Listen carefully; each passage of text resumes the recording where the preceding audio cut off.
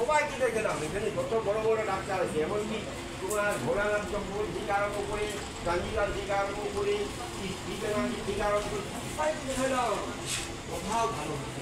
হ্যাঁ, তো কী করা যায়? তখন তুমি অনেকদিন প্র্যাকটিস করছো, তোমার কোনো ওষুধ আছে কি? তো বলি দেখো, আমার তো ওষুধ আছে, ওষুধটা তো সময় লাগবে না। তুমি এক কাজ করো, তুমি কলকাতা যাও।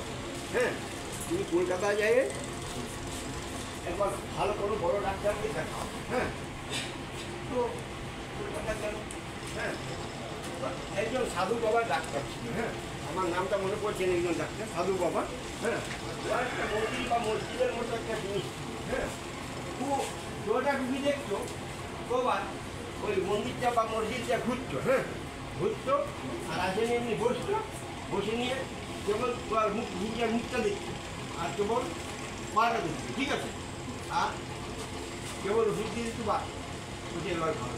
হ্যাঁ, বা একটা লোক আমার কাছে আসে, মোবাইল যাই হোক নাম্বারটা নিজে কোনো কথা নেই, কেউ বললো মানুষ মানুষ ও বলছে হরেনবাবু, হ্যাঁ আমার বলে অনেক দিন থেকে একটা একজিমা হয়েছে, যত ডাক্তার আছে আমি আরও বাকি না, এখানে যত পুরের জমাদার আছে সবাইকে দেখাই।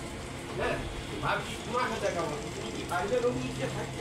আমি দেখো তুমি যখন সবাইকে দেখাইছো তখন আমি রোগটার আমি দায়িত্ব জীবনে তুমি বছর ওইদিকেই কাউকে যাও দেখাবো। হ্যাঁ হ্যাঁ, ওদিকেই কাউকে দেখাবো।